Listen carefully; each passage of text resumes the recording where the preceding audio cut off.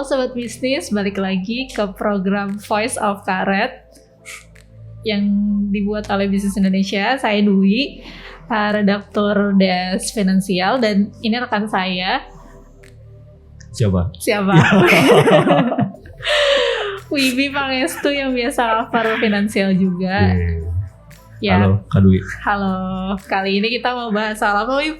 Soal penggerak perekonomian tapi tidak direstui, yaitu Kenapa harus gak direstui ya? karena ilegal. Kita bicara soal fintech ilegal sekarang. Pinjol ya kalau misalnya ya lebih populer dengan kata pinjol. Pinjaman online. Nah ini fenomena yang menarik ya, kayak baru beberapa tahun belakangan gitu. Pinjaman online orang-orang pinjam ke aplikasi yang mungkin nggak tahu di mana, tiba-tiba dapat SMS iklannya, cuma ngajuin beberapa dokumen tanpa ada komunikasi dengan pihak itunya langsung cair gitu uangnya. Makanya ini menarik. Tapi ini problematis ya Kak sebenarnya, atau gimana Kak? Tergantung sih ya, maksudnya kayak tergantung sudut pandangnya gimana. Maksudnya dari orang yang butuh duit, yang BU banget gitu, ya mungkin ini semacam apa ya, cara untuk mendapat duit secara kilat ya, dana segar secara kilat gitu. Biarpun ya tetap ada risikonya juga, bahwa yang kita tahu seperti kasus-kasus yang beredar gitu, ada yang bunganya sangat tidak manusiawi, ada yang penagihannya juga sangat tidak manusiawi ya, sampai orang-orang yang ada di kontak gitu semua dibajak, istilahnya dibajak gitu, ditagihin gimana caranya biar orang ini bayar gitu. Itu kan sangat sangat gak etis. Cuman ya itu harga yang harus dibayar buat orang-orang yang mau dana segar secara kilat gitu. Kebayang ya kalau ada wartawan yang pinjam terus yang diterornya ternyata narasumber gitu. Wah kan nggak banget gitu ya.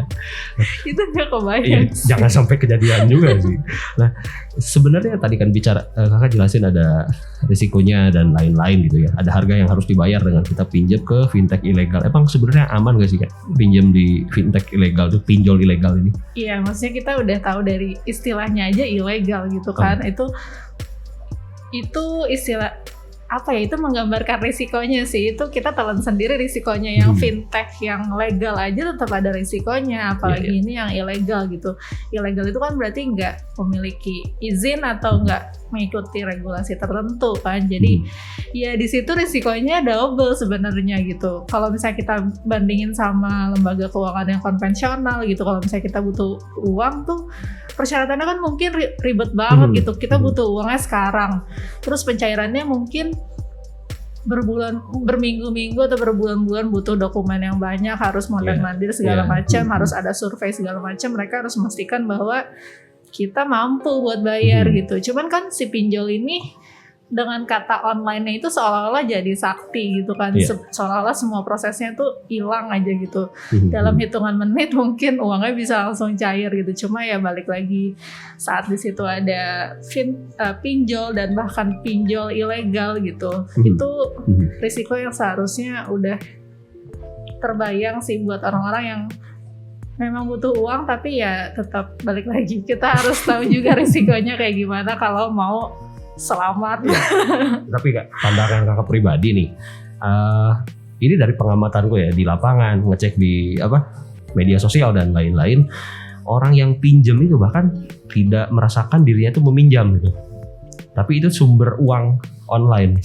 Karena kalau meminjam kan mesti ngukur diri dulu seenggaknya, mampu ngembaliin. Betul. Atau kitanya tuh punya penghasilan atau sumber daya yang bisa dipakai untuk mencicil pengembalian atau apapun lah gitu. Tapi ini tuh kayak orang ya pinjam tanpa tahu harus ngebalikin. Apakah itu semakin memperkeruh kondisi pinjol online ini apa gimana Kak? Itu sebenarnya peluang ya buat pinjol online ya. Maksudnya pinjol ilegal ya, pinjol dan pinjol ilegal ya. Maksudnya kayak aku jujur nggak paham juga ya sama pola pikir orang yang seperti itu gitu. Karena ya balik lagi, saat kita pinjam uang kita harus ngebalikin, dan mengembalikannya itu pokok plus bunganya gitu. Iya. Jadi kayak ada pokok dan bunganya itu kan selalu yang jadi tolak ukur kan, bahwa kalau misalnya kita pinjam, katakanlah kita butuh uang 1 juta gitu, kalau misalnya kita harus balikin 2 juta, apakah itu manusiawi gitu? Iya. Kita pinjam 1 juta terus kita harus balikin 2 juta. Iya. Gitu aja sih. Cuman ya balik lagi, setiap orang punya ruang risiko, toleransi risiko yang beda-beda, dan juga mungkin karena mendesak ya, dan ya karena faktor keadaan mungkin ya pada akhirnya mereka merelakan itu gitu. Nah, itu kan selalu ya kebutuhan akan duit, mendesak dan lain-lain jadi alasan buat pinjam. Cuma sebenarnya yang membuat mereka pinjam ke yang ilegal apa aja ya Kak alasannya? Apakah nggak ngerti atau gimana ya?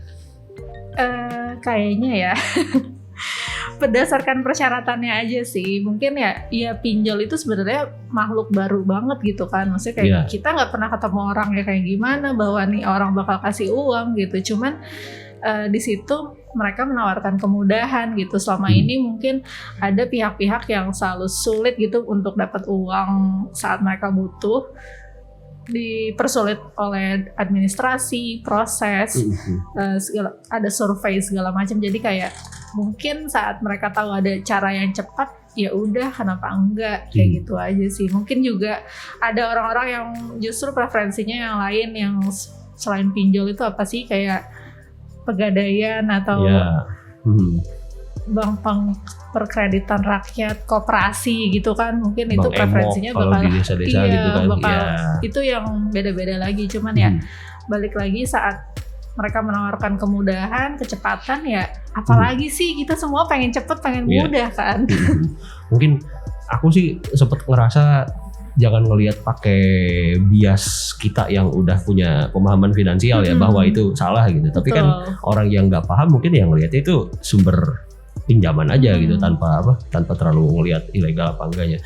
Dan menariknya tuh jadi kalau si pinjol ini pinjol tuh ada yang memang dia menyediakan uang gitu, buat misalnya aku butuh uang, terus aku coba propose, coba aku bisa nggak pinjam uang 5 juta gitu. Oh iya bisa, bunganya sekian gitu. Tapi ternyata ada juga yang menawarkan solusi, misalnya aku punya uang terus aku mau pinjemin uang ke Wibi misalnya. Nah ada ternyata yang skemanya kayak gitu, dan itu cukup populer juga jadi pilihan orang-orang yang mau dalam tanda kutip ya cuan gitu, menggandakan uangnya gitu, dengan cara istilahnya mungkin kita kayak jadi rentenir gitu kan sih. Enggak ya? Fasilitasi soal pinjol ilegal gitu. Iya, mungkin ya kayak dipertemukan gitu nih. Ini orang yang mau pinjemin duit, yang ini ada orang yang pinjem duit gitu. Kayak gitu. Dan maksudnya yang cukup menariknya adalah orang-orang ini paham juga risiko investasi, dan mereka juga dibilang punya ruang toleransi yang besar terhadap risiko gitu. Dia udah kenal bahwa investasi itu ada loh di reksadana, di saham gitu. Ternyata di fintech ini juga menarik gitu. Untungnya bisa di atas 14% dalam 3 bulan 6 bulan gitu. Bayangin kalau misalnya uangnya 50 juta ke atas gitu. Iya. Bisa setara gaji lah ya, lebih dari itu. Tapi itu terjadi juga, orang katakanlah investasi di pinjol ilegal ada aja ya? Ada, dan itu terjadi teman saya sendiri. Jadi kayak gimana dia, maksudnya kok bisa sampai akhirnya memutuskan, kan dia melek sama risikonya tadi? Iya, mereka sama sekali nggak ngecek bahwa si pinjol ini, si fintech ini dia terdaftar di OJK atau enggak gitu. Jadi kayak ini ada proyek Ubi Jalar 3 bulan returnnya 14%, ya udah masukin aja. Dia waktu itu masukin kurang lebih ada 2 portofolio kalau nggak salah, nilainya tuh hampir 30 juta. Terus saat ada proyeknya yang udah selesai, uangnya kembali, tapi ada yang masih nyangkut sekarang 14 juta dan sekarang bisa ditemukan di Instagram ya. Orang-orang yang mengeluh atas nama lender gitu, atas nama lender menagih kapan uangnya bisa cair gitu. Itu jadi polemik juga untuk ini Kak, baik itu dari sisi lender, pemberi pinjaman ya istilahnya, kalau istilah bakunya, atau orang yang nyimpen duitnya di pinjol, pun dengan orang yang pinjemnya, karena mereka ngerasa dirugikan. Tapi di satu sisi pinjolnya sendiri ilegal gitu. Iya. Itu gimana Kak? jadi balik lagi, jadi double resikonya gitu. Sedangkan kalau satu sisi aja nih, jujur aku pribadi juga salah satu korban ya. Tapi yang nonton Bapak Ibu tolong ya. Tapi saya nggak sebut mereknya ya. Jangan. Bercanda. Jadi aku tuh sempat juga gabung ke fintech yang katakanlah itu apa sih, berbasis proyek ya. Jadi kita ikut mendanai proyek gitu. Proyeknya proyek pertanian gitu kan. Dulu tuh pas awal-awal lagi barunya kayak wah membantu petani bla bla bla gitu kan. Terus ya udah ikutan dengan iming-iming return 12-14%. Waktu itu proyeknya tuh gede banget. Apa ya? Ubi jalar sih, inget banget proyek ubi jalar. Masa tadi nyebutin ubi jalar ya? Iya, karena itu kayak saking terngiang-ngiang sampai sekarang. Terus udah gitu proyek itu 6 bulan. Jadi waktu itu sempat ikut kayak 6 proyek gitu. Yang tersisa tinggal 2. 2 ini udah 3 tahun sendiri gitu. Dan sampai sekarang nggak ada kabar proyeknya ini lanjut apa enggak gitu. Dan nggak ada kabar juga bahwa si orang yang minjem ini akan bertanggung jawab untuk mengembalikannya atau enggak gitu. Duitnya sih nggak banyak ya, cuman kayak bukannya investasi itu kalau misalnya ada return 14%, itu tuh menggambarkan apa sih gitu. Maksudnya apakah itu menggambarkan bahwa kita bisa untung 14% dan rugi 14%, tapi kenyataannya ini pokoknya aja nggak ada gitu. Jadi kayak lebih gambling di situ sih. Dan menariknya karena si fintech ini berizin dan terdaftar di asosiasi gitu. Maksudnya dengan kondisi fintech yang berizin dan resmi pun risiko itu tetap ada, apalagi di fintech yang ilegal gitu. Si temanku ini yang harus merelakan gitu, harus menunggu 14 jutanya kapan kembali gitu. Iya sih, tetap risikonya harus disadari ya. Maksudnya instrumen apapun gitu tetap ada risikonya. Nah, Sobat Bisnis, ini syuting kan sekitar pukul 4:05 dan tadi pukul 3:30 itu ada WhatsApp dari Otoritas Jasa Keuangan update data terbaru kan. Jadi sekarang tuh per hari syuting ini ada 148 perusahaan fintech yang terdaftar dan berizin di OJK. Nah, daftarnya nggak bisa disebutin satu-satu, tapi nanti bisa dilihat di situs resmi OJK atau di berita bisnis.com. Nanti bakal ada daftar perusahaannya. Jadi kalau pinjam pastikan ke sana. Tapi kita pun harus mengenali risikonya lah. Tetap akan ada risiko dari investasi high risk high return ya kalau. Nah, soal OJK nih Kak. Wartawan tuh tiap bulan dapat informasi soal perkembangan fintech lain-lain, selain perkembangan yang berizin dan terdaftar, tapi perkembangan fintech pinjol ilegal yang diberantas juga. Itu jumlahnya udah ribuan sekarang. Nah, sebenarnya itu kan terus diberantas Kak. Cuma temuan di lapangan itu ada juga pinjol ilegal yang ibaratnya gini. Kan pemberantasannya itu baru sebatas memblokir aplikasinya dari Play Store kan. Tapi dia ya bisa jadi bikin aplikasi baru lagi gitu. Ngeganti nama dan nge-upload lagi filenya itu. Betul. Pun kalau dia hilang dari Play Store, tinggal naruh aja di website tertentu yang nanti tetap bisa diakses sama masyarakat gitu. Jadi masih ada berbagai kendala. Nah, gimana sih Kak sebenarnya pengaruhnya pinjol ilegal ini terhadap industri atau mungkin terhadap kondisi masyarakat sendiri gitu? Sebenarnya sih kalau misalnya dilihat secara umum ya, pinjol ini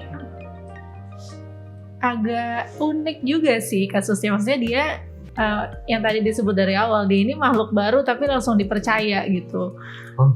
Benar. Tapi satu sisi dipercaya. Iya kan, langsung dipercaya orang kayak oh iya dia mau minjemin duit nih, ya udah deh gitu. Orang percaya pinjem di sana gitu.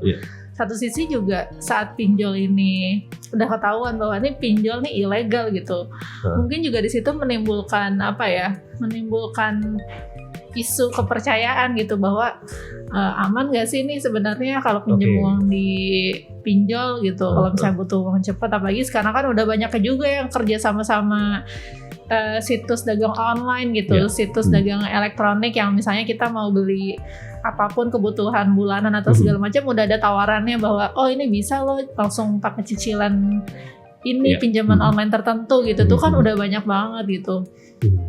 Tapi ya balik lagi sih balik lagi ke pemahaman kita seperti apa dan ya risikonya seperti apa, karena ya pinjem ke lembaga yang resmi aja tetap ada risikonya, dan apalagi ini yang ilegal ya. Ya siap-siap aja gitu sih, karena kayak gimana ya, susah juga ya buat ngasih tahu orang bahwa jangan pinjam uang ke sana. Loh kan saya butuh, ya udah mau gimana lagi gitu. Cuman yang sekarang ketahuan adalah secara industri ya, karena sekarang juga masih di moratorium kan ya untuk izin barunya. Ya mungkin yang kerasa sekarang ya dari sisi jumlah, kalau sekarang itu 149, kalau nggak salah itu akhir 2019 itu tuh ada 160-an gitu. Jadi kayak lumayan juga sih, maksudnya selama 2020 itu gitu. Berkurangnya. Dan ya balik lagi mungkin juga kalau misalnya dilihat dari realisasi pinjaman secara industri juga terpengaruh, cuman menariknya terpengaruh gitu, turun juga gitu. Cuman satu sisi yang menarik kalau misalnya dibandingin sama lembaga yang lain tetap masih lebih menarik. Yang lain tuh misalnya kayak pembiayaan yang konvensional gitu, itu piutang pembiayaannya terkontraksi gitu secara tahunan 17%-an gitu. Tapi kalau misalnya fintech secara industri dia masih tumbuh 60%-an, biarpun sebenarnya secara tren dia melambat sih. Cuma tetap aja kayak saat orang-orang terkontraksi, maksudnya lihat di pembiayaan, di kredit gitu kan, semua terkontraksi gitu. Masa melambat gitu. Dia pinjol juga, cuman masih di keadaan yang masih oke lah gitu. Kalau di berita bisnis sebelumnya sempat dijelasin kan salah satu yang melambat tuh penyaluran pinjaman produktif ya kayak. Cuma mungkin jadi agak ketolong juga sama konsumtif gak sih Kak pinjamannya, karena kan itu tadi gampang banget kayak kita nyari daftar yang legal di OJK atau di situs bisnis.com, daftarnya ada. Tinggal nyari daftarnya, misalkan tertarik sama yang ini, download, ajukan, dapat gitu. Kan buat sekarang kondisi sulit pandemi gini ya bisa cukup membantu gitu. Itu bisa jadi penyeimbang lagi nggak sih si pinjaman konsumtif itu?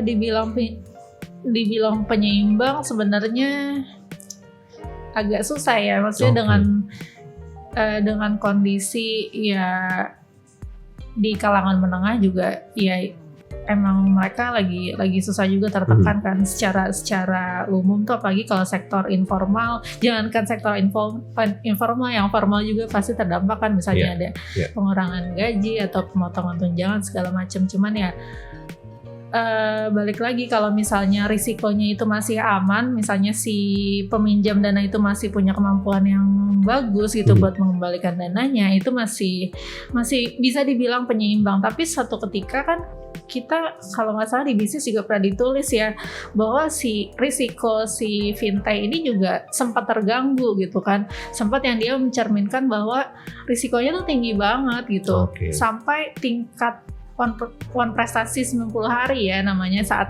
yang mencerminkan bahwa mencerminkan kemampuan si peminjam dananya itu rendah, itu terjadi waktu pertengahan tahun 2020 kan gitu. Dan di situ kan mulai lampu kuning juga gitu, bahwa lembaga keuangan yang kecil pun ternyata terdampak gitu.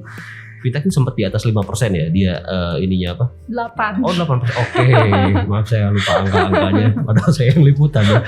8%, tapi sekarang udah turun jadi 4. Jadi sekarang itu dari data OJK yang terbaru si tingkat one prestasi 90 hari itu udah di 4,17% kalau nggak salah. 4,17% itu mendekati level waktu Maret 2020. Jadi kayak Maret itu mungkin udah ada dampaknya tapi sedikit gitu ke industri. Jadi ya kelihatannya sih mulai membaik ya. Semoga sih di tahun ini lebih bertenaga ya. Oh ya, perlu digarisbawahi kalau TKB 90 atau NPL fintech itu dihitung ke fintech yang legal ya. Kita tadi ngebahas pinjol ilegal itu nggak dihitung skala bisnisnya berapa, jumlah yang dipinjamkan udah berapa, kerugian yang terjadi berapa, itu nggak dihitung. Jadi kalau ada lihat angka-angka yang mencerminkan industri fintech atau pinjol itu pasti yang legalnya. Nah, kalau balik lagi ke yang ilegal nih kan, kalau kakak sendiri ngelihat nggak sih sebenarnya itu ngaruh ke perekonomian nggak sih, ngebantu masyarakat nggak sih, atau jadi pedang bermata dua kah atau gimana nggak? Kayaknya sih lebih ke yang kedua ya. Okay. Maksudnya kayak ya pada saat pinjaman itu keluar dan kita dapat nih uangnya, ya itu manfaat dong. Maksudnya kita bisa belanja atau kita bisa misalnya dipakai buat beli emas kayak, atau dipakai buat makan lagi, dipakai buat membiayai kehidupan kita gitu. Tentunya itu ngebantu. Cuman pada saatnya dia mengembalikan dan dia nggak bisa mengembalikan, itulah masalahnya gitu. Berapa banyak orang yang nggak bisa mengembalikan pinjamannya gitu. Saat bunganya juga balik lagi tadi nggak manusiawi gitu kan. Terus lalu siapa yang harus menanggung gitu pinjaman dan pokok dan bunganya itu gitu. Kebayang nggak sih kalau saya di keluarga di sudut jalan mana gitu ada yang harus menderita ditagih pinjol ilegal itu gitu. Apalagi kalau pinjam ke pinjolnya untuk menutupi utang ke pinjol lain atau ke pihak lain ya, malah itu lebih dari lubang tutup lubang ya. Lebih rumit lagi sih Kang Bayang. Tapi ini perspektifku pribadi ya. Pinjol tuh sebenarnya mendigitalisasi masalah yang udah lama aja sih Kak. Maksudnya dulu kan orang kejebak tuh ke rentenir konvensional, rentenir offline yang orang juragan di satu kampung misalkan. Sekarang ya, tapi kan rentenir juga sama aja. Orang pinjam ke rentenir gak sanggup bayar, pinjam ke rentenir lain atau ke saudaranya atau ke temennya. Lalu ya fintech mendigitalisasi masalah itu, khususnya si pinjol ilegal ini. Tapi itu perspektif pribadi lah. Cuma sepakat lah sama apa yang dilakukan OJK, Satgas Waspada Investasi, harus selalu diberangus untuk mencegah risiko-risiko yang ada lah gitu. Nah, kalau balik bicara soal pinjol yang legal Kak, gimana sih cara kita memahami risiko-risikonya sebelum akhirnya memutuskan pinjam di sana gitu? Menarik sih. Jadi ya seharusnya tuh orang tuh bisa memetakan gitu bahwa kalau misalnya kita nabung, kalau misalnya ada terjadi gangguan dalam tanda petik itu terhadap tabungan kita tuh tahu lapornya ke siapa, misalnya ke bank atau ke LPS, lembaga penjamin simpanan gitu. Nah kalau misalnya di fintech ini kita juga harus paham bahwa selain ke perusahaannya, kita tuh bisa lapor kemana sih? Ke OJK, Satgas Waspada Investasi gitu misalnya. Jadi benar-benar bisa. Itu yang paling dasar sih. Baru dari situ kita bisa tahu cari bahwa fintech ini terdaftar resmi, boleh melakukan bisnis gitu, boleh kasih pinjaman dan mengutip bunga gitu dari situ.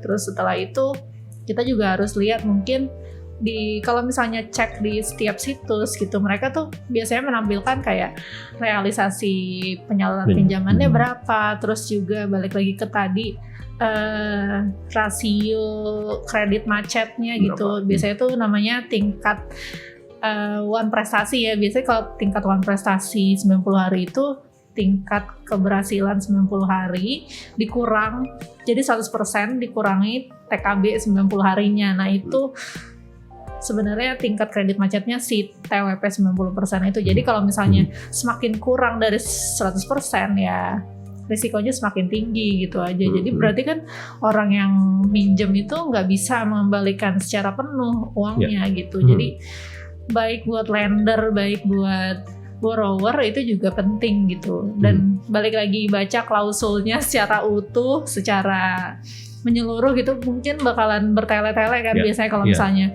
mau pinjem. Maksudnya ya biarpun prosesnya udah lebih sederhana ya, tetap aja kita tuh harus baca loh kayak ketentuannya kayak gimana sebelum akhirnya tanda tangan. Dan saya terima, saya setuju, itu kan banyak biasanya tulisannya kecil-kecil banget, panjang, padat, yang bikin kita sebenarnya males banget kan buat baca. Tapi itu harus dibaca gitu. Oke. Jadi kalau misalnya ada ketentuan yang agak aneh tuh biasanya emang antara kita nggak teliti dan ya gimana ya.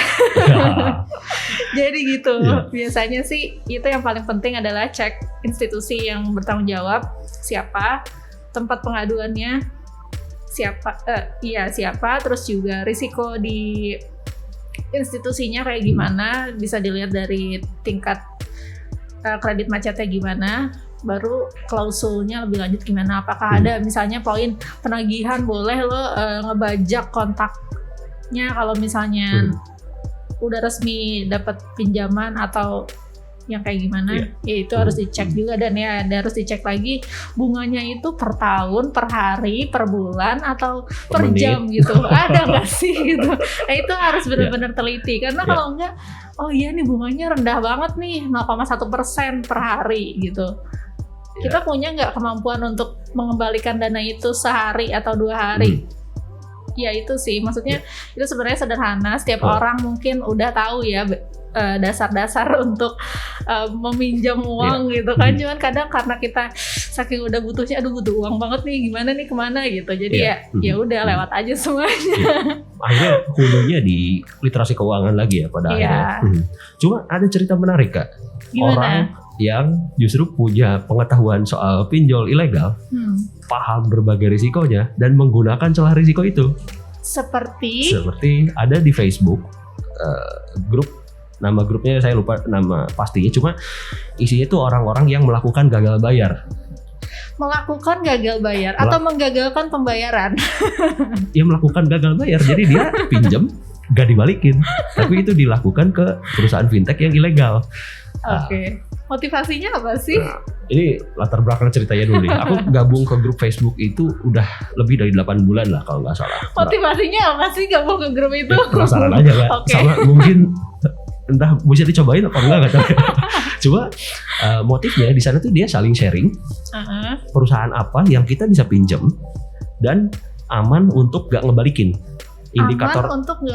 Indikator amannya ada beberapa. Misalkan dia pakai debt collector offline apa enggak? Oke. Jadi bakal disamperin apa enggak? Kalau pakai KTP palsu lolos apa enggak? Terus misalkan kalau disamperin debt collector offline, biasanya jangka waktu berapa lama? Jadi dia sembunyi di periode penagihan. Sehingga dia ya udah saling sharing. Misalkan Galbay di sini nyebutin aplikasinya, Galbay gagal bayar. Galbay di sini aman nggak? Nah itu, tapi kebanyakan yang disebutin pinjol ilegal, meskipun ada juga beberapa yang legal saya lihat ya di postnya. Jadi ya silahkanlah kebijaksanaan yang nonton aja. Nah tapi mereka memanfaatkan celah itu, jadi mereka ngelakuin gitu. Bahkan ada beberapa yang kayak nge-screenshot daftar aplikasi yang dia install di HP-nya, dan aplikasi itu pas dilihat ilegal semua, tapi dia berhasil pinjam ke semua itu. Jadi terus mereka buat apa pinjem? Biar dapat duit dong, kan nggak usah dibalikin karena si ilegal ini nggak punya otorisasi untuk narik lagi duit dari dia. Nah kalau yang saya pelajari selama ini, motif mereka melakukan itu ya mereka tahu ini perusahaan ilegal, dia balik rampok lagi gitu istilahnya. Ya itu emang jahat, cuma itu terjadi gitu Kak. Nah pokoknya tindakan Galbay ini ada, jadi kayak saling sharing, Galbay di sini aman nggak? Tuh langsung yang komen-komennya tuh, oh iya saya juga pernah 1 juta di sini, pernah di sini, yang ini disamperin debt collector apa enggak gitu? Enggak kok aman. Nah kalau yang ini, oh jangan itu kemarin saya disamperin debt collector gitu, harus balikin berapa? Jadi saling sharing gitu. Ya itu ya menarik lah gimana. Pernah pertanyakan gak sih kenapa kita kerja? Gak gitu aja ya. Tapi gak tenang juga karena ya maksudnya ini kalau pandanganku pribadi, pinjol legal atau enggak atau ilegal tetap padat modal.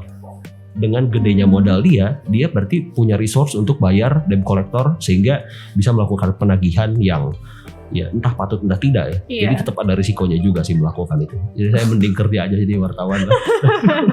Gitu. Tapi kayak apa ya, maksudnya nggak tahu, aku nggak paham kenapa si pinjol ini bahkan menyediakan ruang untuk celah-celah seperti itu yang berisiko bikin bahwa bisnisnya dia makin rumit gitu. Bisnisnya dia makin rumit, kan dia kan bisnis ya, bukan bagi-bagi uang ya. Betul. Cuma ya itu kayaknya dia sadar juga dia perusahaan ilegal. Jadi kalau ada yang balik ngejegal ya, kalau dia pakai cara legal untuk menindak si penjegal itu, dianya sendiri juga yang kena karena beroperasi secara ilegal. Ya lingkaran setan gitu. Kebayang gak sih? Tapi ya udah deh. Ya, yang penting kita jangan. Anggaplah kita setuju ya. Yang penting kita jangan pinjam ke pinjol ilegal lah, seenggaknya kayak gitu.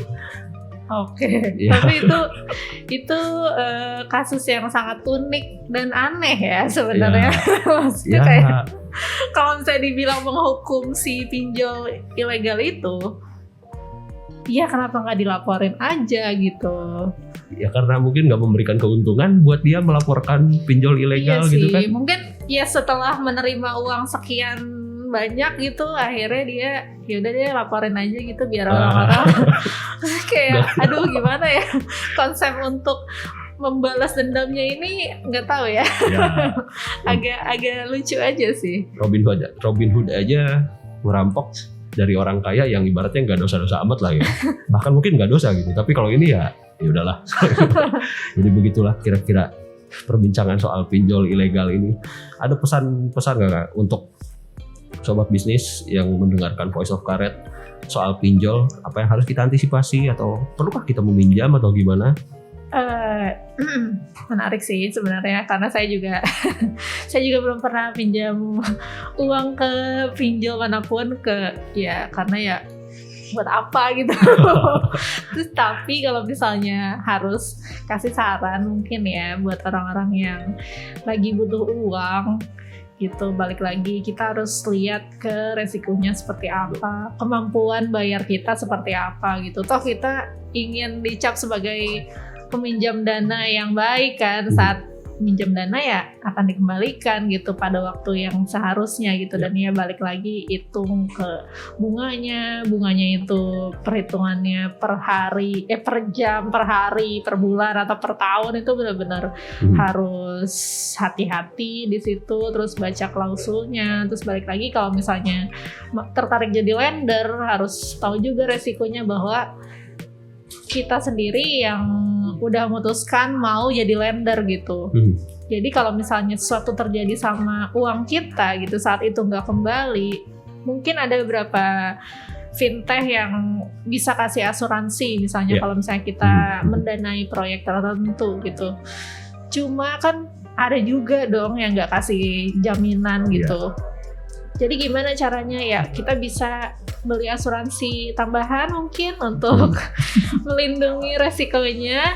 Kalau misalnya di fintechnya itu nggak menyediakan asuransi, tapi bisa juga kita balik lagi menghitung dan mengukur ya bahwa dengan uang sekian, return sekian, dan risiko sekian sepadan atau enggak gitu. Jadi ya balik lagi ke preferensi masing-masing dan ruang risiko masing-masing. Tapi yang paling berisiko itu kalau kita nggak tahu apa-apa sih. Jadi kayak gimana caranya bisa dapat informasi yang betul, informasi yang resmi dari lembaganya yang resmi, dari OJK, Satgas Waspada Investasi, dari Bisnis Indonesia juga gitu kan. Betul dong. Itu sih paling. Kalau menurut Wibi gimana? Ya karena balik ke yang tadi udah disebutin, pinjol itu hanya mendigitalisasi permasalahan klasik. Jadi ya yang paling pertama hindari masalahnya, jangan sampai berhutang aja. Jangan sampai berhutang. Jangan sampai berhutang. Kalau butuh uang, bekerja dulu sampai terpenuhi kecukupannya. Tapi kalau perlu uang, entah itu untuk menutupi kebutuhan atau untuk mendorong pekerjaan lebih bisa menghasilkan imbal hasil yang lebih tinggi lagi, baru pinjam. Dan pinjamnya baru ke instansi manapun, lembaga manapun yang aman, legal, dan seenggaknya nyaman untuk kita lakukan transaksi di sana. Kalau opsinya pinjol ya pinjam aja ke pinjol, tidak ada yang salah selama itu aman dan terjamin. Jadi kontrol di diri sendiri dulu aja sih Kak. Iya, selama kita yakin juga ya. Betul, bijak sekali saya.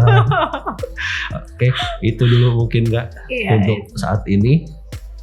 Ya, demikian diskusi kita hari ini, edisi pinjol. Pinjaman online. Iya, pinjaman online.